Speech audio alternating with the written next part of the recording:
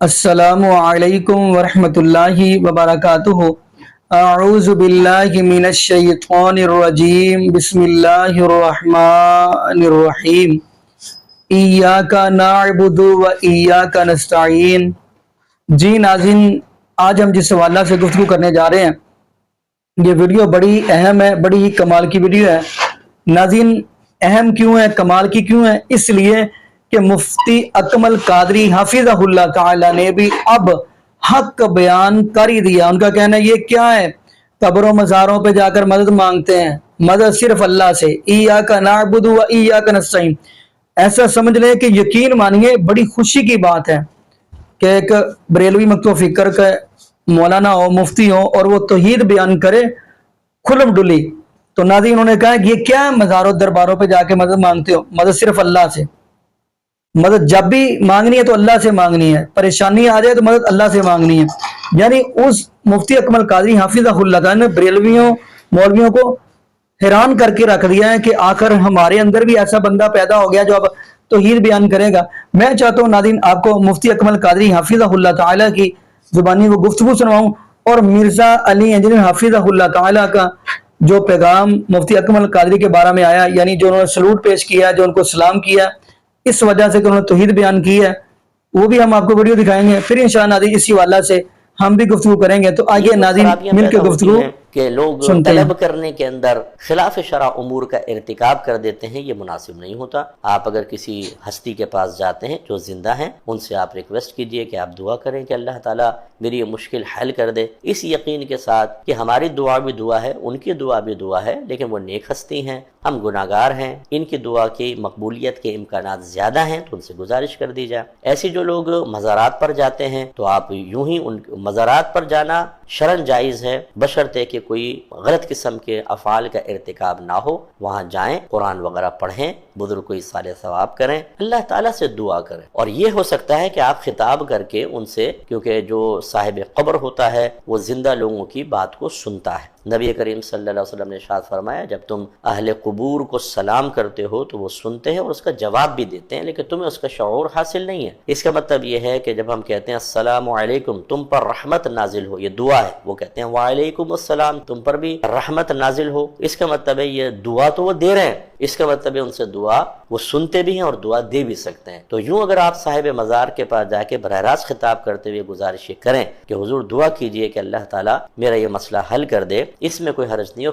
دعا میں یہ کہہ سکتے ہیں کہ یا اللہ نبی الاسلام کے صدقے میرے سارے گناہ معاف کر دے۔ دعا میں آپ یہ کہیں کہ اے اللہ جو تو اپنے نبی سے محبت کرتا ہے، اس محبت کا وسیلہ کہ میرے گناہوں سے درگزر فرما، تو یہ درست ہے، کیونکہ اللہ تعالیٰ کی صفات کا وسیلہ پیش کیا جا سکتا ہے۔ اللہ کا اپنے نبی سے محبت کرنا یہ اللہ کی صفت ہے۔ باقی نبی الاسلام کا وسیلہ یا کسی صحابی کا وسیلہ پیش کرنا، اس کے بارے میں کوئی صحیح روایت موجود نہیں ہے۔ صحیح روایت تو وہی ہے جو بخاری میں آئی ہے 1010 نمبر، کہ سیدنا عمر اپنے دور خلافت میں جب قحط پڑ جاتا تو عباس بن عبد المطلب کے وسیلے سے اللہ کے حضور دعا کرتے تھے، اللہم انا کننا نتوسل الیک بنبینا، اے اللہ پہلے پہل ہم تیرے نبی کے وسیلے سے تیری طرف متوجہ ہوتے تھے، تو ان کی دعا کی برکت سے بارش نازل فرماتا تھا، اب ان کی وفات کے بعد ہم تیرے نبی کے چچا کو لے کر آئے ہیں، ان کی دعا کی برکت سے بارش نازل فرما۔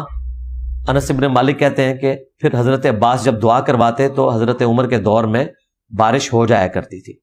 تو سیدنا عمر نے صحیح وسیلہ شخصی یہ بتایا کہ جو اللہ کا نیک بندہ دنیا میں موجود ہے آپ نے اس سے جا کے دعا کروانی ہے، یہ ہے صحیح وسیلہ شخصی۔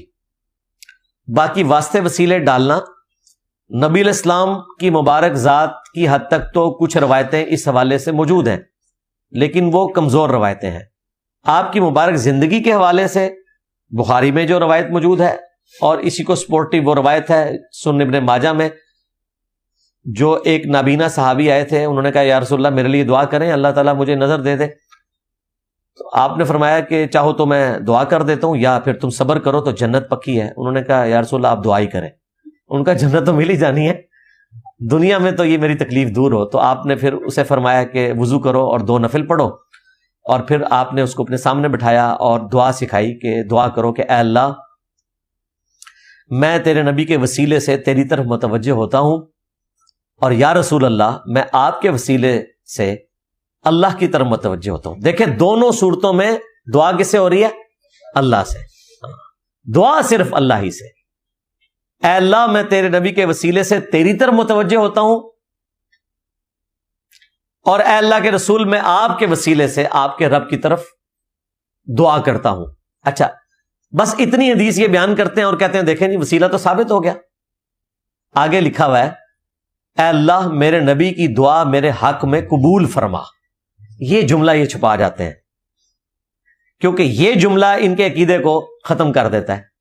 یہ وہی چیز ہے جو حضرت عمر نے کی تھی کہ اللہ پہلے تیرے نبی سے ہم دعا کروایا کرتے تھے، اور اس صحابی نے نبی اسلام کی دعا اپنے حق میں قبولیت کی دعا رسول اللہ سے کروائی، تو یہ صحیح وسیلہ شخصی تھا۔ باقی وسیلے کے نام پر دھوکہ، یہ میری ویڈیو آپ دیکھ لیں تو آپ کو سارا کانسیپٹ کلیئر ہو جائے گا۔ اور استعانت کے حوالے سے بھی ابھی تو یہ 3-4 دن پہلے ایک بڑی خطرناک ویڈیو آ گئی ہے مفتی اکمل صاحب حافظہ اللہ تعالیٰ کی، ہمارے جو استاد ہیں، تو میں نے باقاعدہ ان سے رابطہ کیا ہے اور ریکویسٹ کی ہے کہ مجھ سے فون پہ بات کریں، تو میں ان کی اجازت سے اس کو ریبٹل کرنا چاہتا ہوں۔ آپ کو پتا ہے مفتی اکمل صاحب نے کیا فرمایا ہے ابھی تازہ ویڈیو میں؟ ٹائٹل ہے ایاک نعبد و ایاک نستعین۔ پہلے یہی مفتی صاحب کہتے تھے کہ ہم روٹی امی سے مانگتے ہیں تو کیا یہ شرک ہے؟ تو ہم بزرگوں سے اگر مانگتے ہیں تو یہ شرک کیسے ہو گیا؟ ہم ان کو سمجھاتے تھے کہ بھائی امی تو سامنے موجود ہے، بزرگ تو قبر میں۔ اس طریقے سے یہ غیر اللہ سے مدد مانگنے کو ثابت کرتے تھے۔ ابھی مفتی صاحب نے بالکل ایک اور بات کر دی ہے۔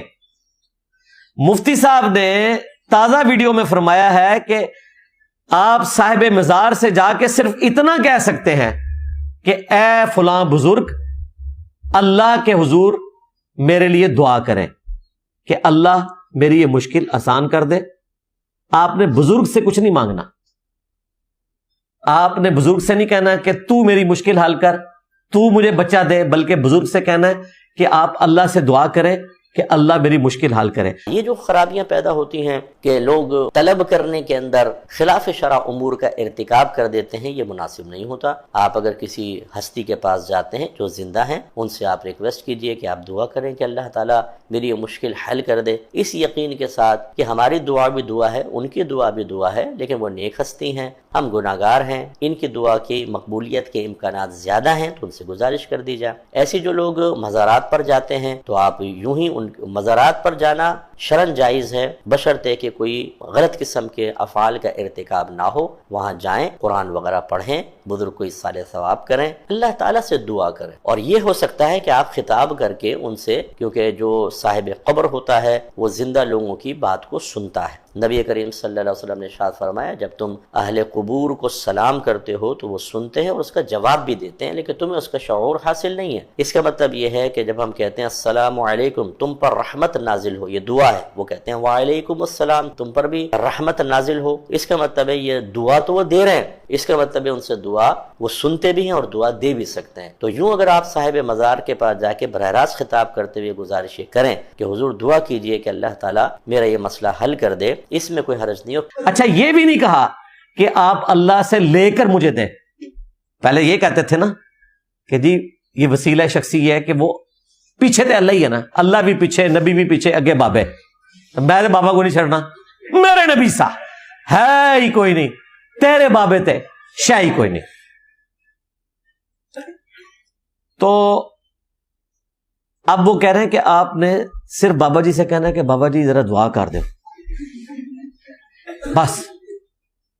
بھائی اگر آپ کا یہ عقیدہ ہے تو ہم اسے بالکل شرک نہیں کہتے، ہم زیادہ سے زیادہ کہیں گے ہوائی فائر ہے، ہونا کچھ بھی نہیں، یا کوئی محتاط شرعی فتویٰ لگائیں تو بدعت کہہ دیں گے۔ شرک یہ نہیں ہے، کیونکہ آپ اللہ سے مانگ رہے ہیں، اس بزرگ سے دعا کروا رہے ہیں، انہیں کیا سننا ہے؟ یہ بزرگ اندر جا کے تو چھوڑ دیں، آپ کے سامنے کوئی بابا جی لیٹے ہوئے خراٹے لے رہے ہوں، آپ ان کے سرانے کھڑے ہو کر کہیں نا کہ آپ اللہ کے حضور دعا کریں، مجھے بتائیں سن لیں گے؟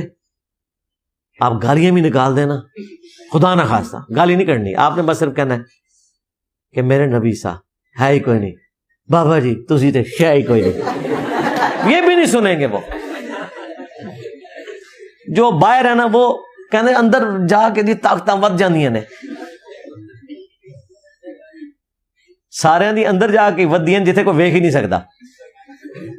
آپ تو پہلے کہتے تھے باہر بھی یہ دنیا کا نظام چلا رہے ہیں، ہاں تو یہ ساری کہانیاں تھیں ان کی۔ بال مفتی اکمل صاحب نے یہ بہت بڑی جرت کی ہے اور میں انہیں اپریشیٹ کروں گا، اور انشاءاللہ تعالی میں ان کا شکریہ ادا کروں گا، بشرطے کہ اپنا وضو قائم رکھیں، یہ نہ ہو کہ وہ بھاگ ہی جائیں اسے۔ تو پہلے میں ان سے فون پہ بات کروں گا، پھر انشاءاللہ میں اس کے حوالے سے تفصیلی ویڈیو ایک کرنٹ افیئر کے طور پر اسے ریکارڈ کروا کے، کیونکہ مفتی اکمل صاحب ایک بڑی پرسنالٹی ہے، اگر ان کے اس قسم کے علمی اقدام کی وجہ سے بریلوی فرقے کے لوگوں کا عقیدہ توحید درست ہوتا ہے تو ہمیں اور کیا چاہیے۔ انشاءاللہ تعالی ہم مفتی صاحب کو اپریشیٹ بھی کریں گے، اپنی اکیڈمی کی دعوت بھی دیں گے کہ یہاں آ کے یہ عقیدہ آپ اس کرسی پہ بیٹھ کے بیان کریں، اور پھر ہم آپ سے یہ بھی پوچھیں گے کہ یہ جب آپ کے باپا جانی جو پیر صاحب ہیں، کیونکہ مفتی اکمل صاحب ان کے مرید ہیں، دعوت اسلامی کے پہلے مفتی اعظم مفتی اکمل صاحب ہی تھے پاکستان میں، جو مدرسۃ المدینہ کے، اور یہ خادم رضوی صاحب کے شاگرد ہیں، جامعہ نظامیہ سے انہوں نے درس نظامی کیا ہوا ہے۔ میں اس زمانے میں ملنے گیا تھا، میں نے تفصیلاً ویڈیو بھی ریکارڈ کروائی ہے، یونیورسٹی میں بھی ایک دفعہ یہ ہمارے ہاسٹل کے کمرے میں بھی آئے تھے 1996 میں۔ تو مفتی اکمل صاحب سے پھر میں کہوں گا کہ یہ جب باپا جانی کے ماننے والے عبد القادر جیلانی کے مزار سے لپٹ کے کہہ رہے ہوتے ہیں یا غوث اعظم مدد فرمائے، نظر کرم کر دیں، غوث پاک تیرے ہاتھ میں ہاتھ میں نے دیا ہے، تیرے ہاتھ ہے لاج یا غوث اعظم۔ غوث پاک میں ساری زندگی پڑھتا رہا، یا اللہ بروز قیامت غوث پاک کے غلاموں میں اٹھانا۔ یا غوث اعظم آج آپ کے عرس کی رات ہے، آپ کے مرید، آپ کے فقیر دور سے آئے ہیں، آپ ہی کا فرمان ہے کہ نیک مرید میرے لیے اور میں گناہ گاروں کے لیے ہوں۔ غوث پاک آپ کے گناہگار مرید آئے ہیں، ہماری جھولی بھر دیجیے، جھولی کو میری بھر دو، ورنہ کہے گی دنیا ایسے سخی کا منگتا پھرتا ہے مارا مارا۔ میری لاج رکھ لو یا غوث، میں مرید ہوں تمہارا، میں مرید ہوں تمہارا۔ غوث پاک آپ نے اپنے در پر آنے والوں کو سب کو نوازا، یہ دور دور سے آپ کے فقیر، آپ کے مرید، آپ سے محبت کرنے والے آئے ہیں۔ آج آپ کے عرس کی رات ہے، کسے خالی نہ لوٹائیے، سب کی جھولیاں بھر دیجیے۔ ماں ہماں محتاج تو حاجت روا، ماں ہماں محتاج تو حاجت روا۔ المدد یا غوث اعظم سیدہ، مشکلات بے عدد دارے ماں، المدد یا غوث اعظم پیر ماں۔ امداد کن، امداد کن، از بند غم آزاد کن، در دین و دنیا شاد کن، یا غوث اعظم دستگی، یا شبیر یا شبر، یا عثمان یا حیدر، دفع شرکن خیراور، یا شبیر یا شبر، یا سید شاہ سلطان شیخ عبد القادر جیلانی شیئا للہ۔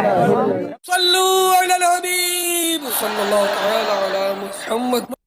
اس کو بھی آپ یہ کہیں گے کہ وہ صرف یہ کہہ رہے ہیں کہ آپ دعا کر دیں، وہ تو کہہ رہے ہیں نظر کرم کر دیں، اور اس سے بڑھ کر منقبتیں لکھی ہوئی ہیں۔ سرکار غوث اعظم نظر کرم خدارا، میرا خالی کاسا بھر دو، میں فقیر ہوں تمہارا۔ یعنی میرا جو پیالہ ہے، کاسا کہتے ہیں پیالے کو، خالی پیالہ میرا بھر دو، میں فقیر ہوں تمہارا۔ تو ابھی تک تو عبد القادر جیلانی سے آپ لوگ ڈائریکٹ مانگا کرتے تھے، اب یہ 21ویں صدی میں آ کے یہ آپ نے کون سا عقیدہ بیان کر دیا کہ ہم تو یہ کرنے کے قائل ہی نہیں ہیں۔ بڑی اچھی بات ہے، میرا خیال ہے جس طرح باقی چیزوں سے مکر رہے ہیں کہ جی ہم نے تو کبھی نہیں کہا تھا بغلوں میں بت رکھ کے آتے تھے تو رفع الیدین ہوتا تھا، مکر گئے، یہی لوگ کہتے تھے نا، اہل حدیثوں نے تو نہیں کہنا تھا۔ تو بڑی اچھی بات ہے، اس سے بھی پیچھے ہٹ جائیں۔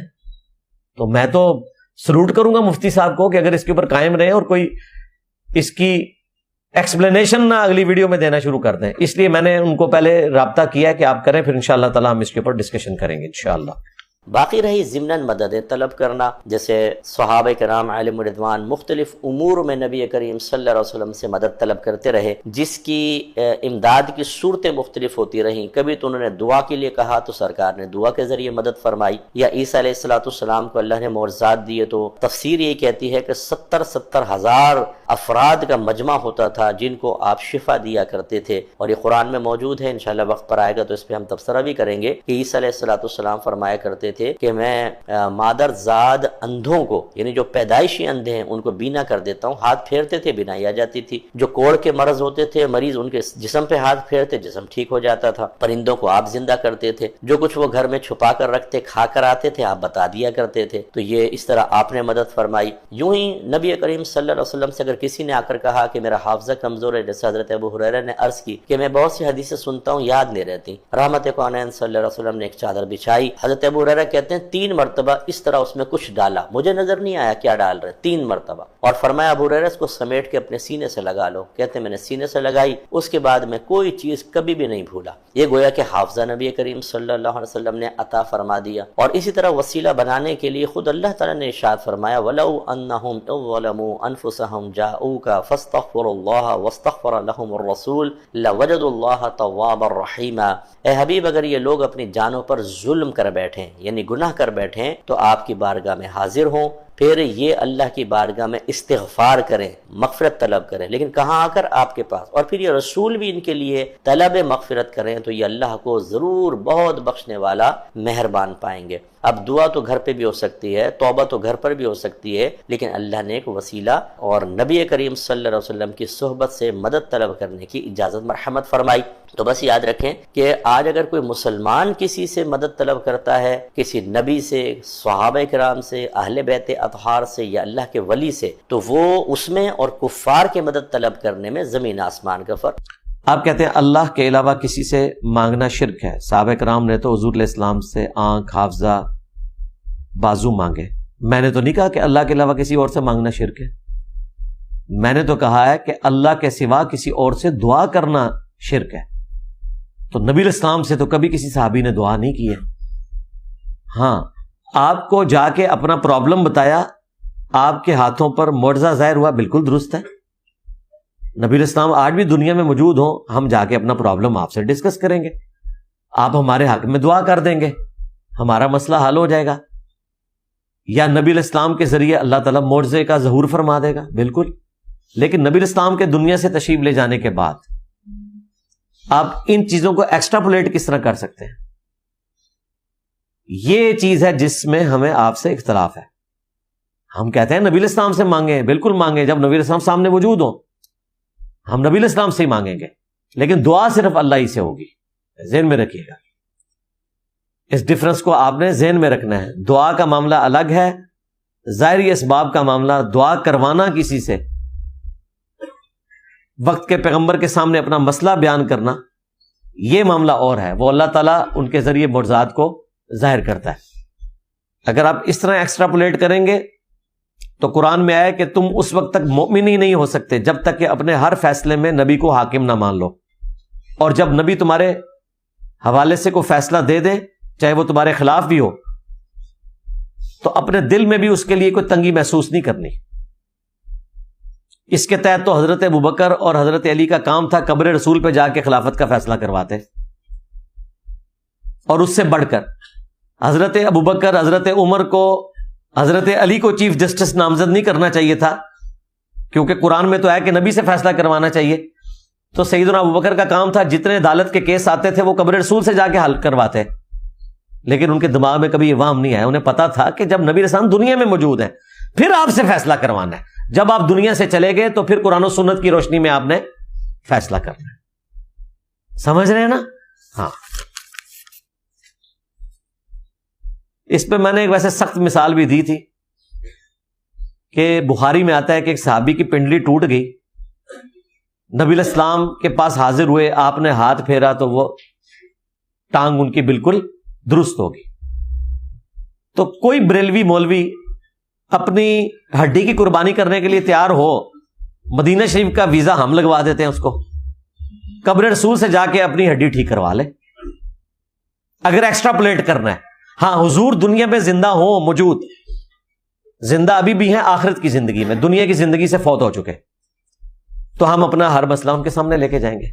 اگر آپ قبر کی زندگی اور دنیا کی زندگی میں فرق نہیں کرتے تو بھائی پھر مسجد نبوی کے امام کو بھی وہاں نماز نہیں پڑھانی چاہیے، نماز نبی علیہ السلام کو پڑھانی چاہیے، کیونکہ آپ کی موجودگی میں کوئی امامت کروا ہی نہیں سکتا۔ حضرت ابوبکر نے تو مصلی چھوڑ دیا تھا، لو سامو۔ اور یہ خادم رضوی صاحب جو لوگوں کے گردے چلاتے رہے اور لوگوں کے مسئلے حل کرتے رہے، اپنی ٹانگیں تو نہیں چلا سکے پوری زندگی۔ قبر رسول پہ بھی حاضری ہوئی ہے، وہاں جا کے ٹانگیں اپنی صحیح کروا لیتے۔ ہاں حضور دنیا میں موجود ہوں، آپ کا معجزہ ظاہر ہوگا، ٹانگیں صحیح ہو سکتی ہیں۔ پتہ ان کو بھی ہے کہ ایسا نہیں ہوتا۔ اب آپ نے ہمیں یہ نہیں کہنا کہ اللہ سے جا کے صحیح کروا لو، ہاں اللہ نے تو کہیں نہیں کہا کہ میں صحیح کروں گا، اس نے تو دنیا کو اسباب کے ساتھ جوڑا ہوا ہے۔ ہاں اللہ نے اگر یہ کہا ہوتا تو صحابہ کرام جو ہے وہ نابینا ہونے کی صورت میں اللہ تعالیٰ سے دعا کر رہے ہوتے کہ آنکھیں واپس آ جائیں۔ اس طرح آنکھیں واپس نہیں آتی، وہ علاج ہی کروانا پڑتا ہے۔ ہاں نبی علیہ السلام سے دعا کروائی، وہ معجزہ ظاہر ہوا، ایک صحابی کی آنکھیں واپس آ گئی، ورنہ تو بڑے بڑے اصحاب آخری عمر میں نابینا ہو کے فوت ہوئے ہیں۔ ابن عباس نابینا ہو گئے تھے، جابر بن عبداللہ نابینا ہو گئے تھے، کعب بن مالک نابینا ہو گئے تھے۔ اس زمانے میں آنکھوں کا علاج نہیں ہوتا تھا، اگر عام سفید موتیا بھی کسی کی آنکھوں میں آئے تو آپریشن کی فیسلٹی نہیں ہوتی تھی، لوگ نابینا ہو جایا کرتے تھے۔ آج لوگ اس لیے نابینا نہیں ہوتے کہ اب آنکھوں کا علاج ایوالو ہو چکا ہے، کوئی ایکسٹرا نہیں کسی کو بیماری ہو جائے، ادروائز آنکھوں کا علاج ایوالو ہو چکا ہے، چشمہ لگ جاتا ہے، آپریشن ہو جاتا ہے، پہلے ایسا نہیں ہوتا تھا۔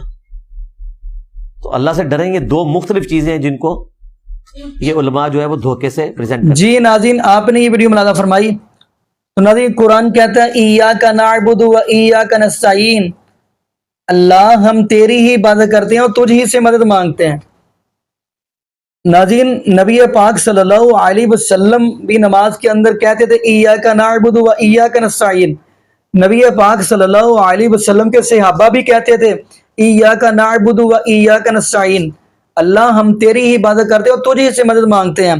اور ناظرین جیسا کہ آپ اس معاشرے کے اندر دیکھیں گے، حضرت علی المرتضی رضی اللہ تعالی عنہ، یہ نبی پاک صلی اللہ علیہ وسلم کے داماد، نبی پاک صلی اللہ علیہ وسلم کے صحابی، نبی پاک صلی اللہ علیہ وسلم کے بھائی، جیسا کہ نبی پاک صلی اللہ علیہ وسلم نے ایک حدیث کے اندر بتلایا ہے، فرمایا پیارے علی تو میرے لیے ایسے ہی ہے جیسے موسیٰ علیہ السلام کا بھائی ہارون ہے، لیکن ہارون علیہ السلام وہ اللہ کے نبی تھے، لیکن لا نبی آبادی، میرے بعد کوئی نبی نہیں ہے، یعنی آپ میرے بھائی ہو۔ حضرت علی المرتضی رضی اللہ تعالیٰ عنہ کو نبی پاک صلی اللہ علیہ وسلم نے یہ بات کہی۔